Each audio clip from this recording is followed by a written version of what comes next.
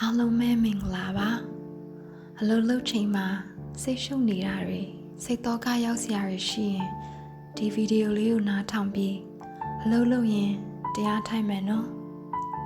ဗီဒီယိုကိုကြည့်နေစရာမလိုပါဘူးနှစ်ချက်လေးတက်ထားရုံနဲ့လည်းရပါတယ်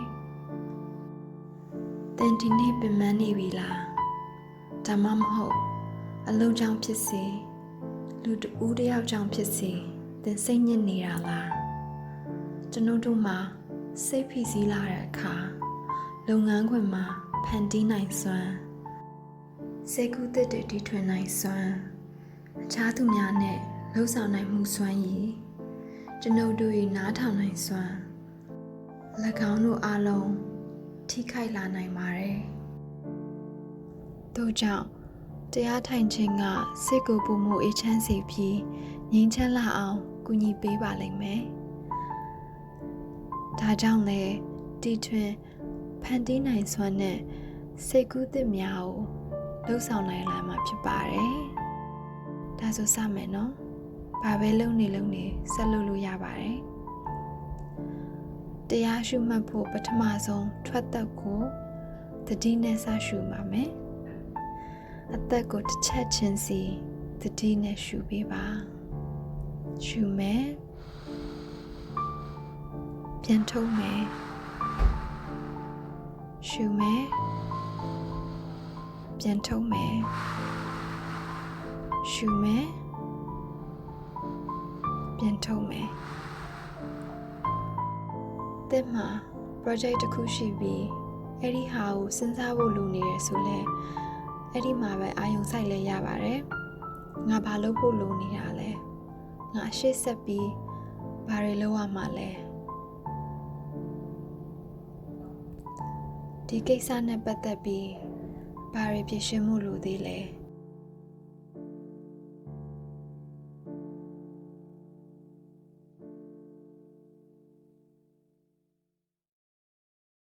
စက္ကန့်အနေငယ်ပြန်ပြီးသတိနဲ့အသက်ကလေးပြန်ရှူအောင်အသက်ကိုတစ်ချက်ချင်းစီသတိနဲ့ရှူပေးပါရှူမယ်ပြန်ထုတ်မယ်ရှူမယ်ပြန်ထုတ်မယ်ရှူမယ်ပြန်ထုတ်မယ်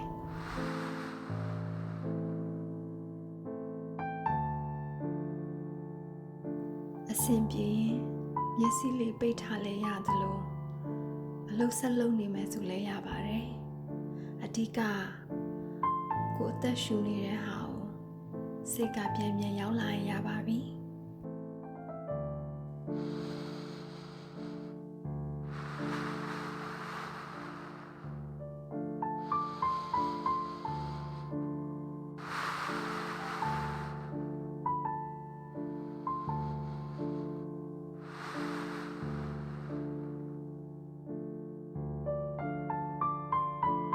ဘာတွေပဲစိတ်ထဲမှာရှိနေသတိနဲ့စိတ်စီကိုပြန်လာရင်ရပါပြီအလုံးမှာကိုယ်နဲ့ညှင်းဆို့ထားတဲ့သူရှိရင်လဲဒီတရားထိုင်တဲ့အချိန်မှာအဲ့ဒီကိစ္စကိုအသိမှတ်ပြုပေးပါ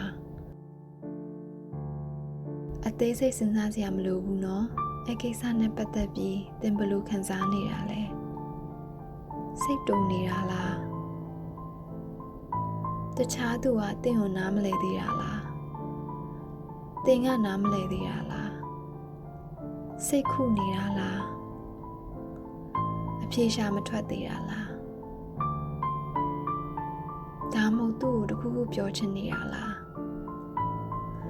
သင်ခံစားချက်တွေကိုအတက်နိုင်ဆုံးနားလည်အောင်ကြိုးစားကြည့်ပါဒီလိုချိန်တွေမျိုးမှာသင်ကလွဲလို့ဘယ်သူမှနားမလည်နိုင်ပါဘူးဒါဆိုသတိနဲ့ပြန်ရှူရအောင်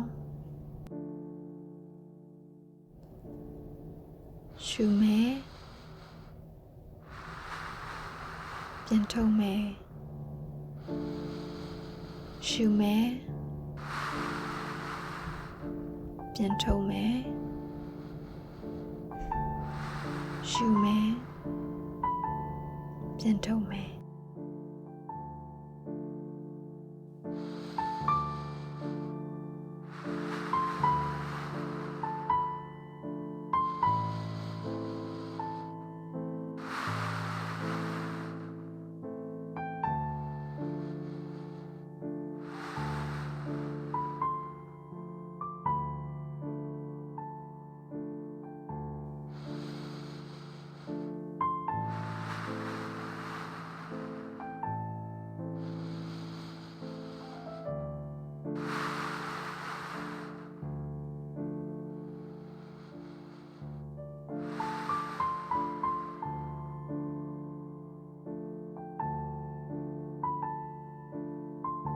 တင်ဒီနေ့အတွက်လုပ်ငန်းခွင်မှာတရားထိုင်တာအောင်မြင်စွာပြီးဆုံးပါပြီ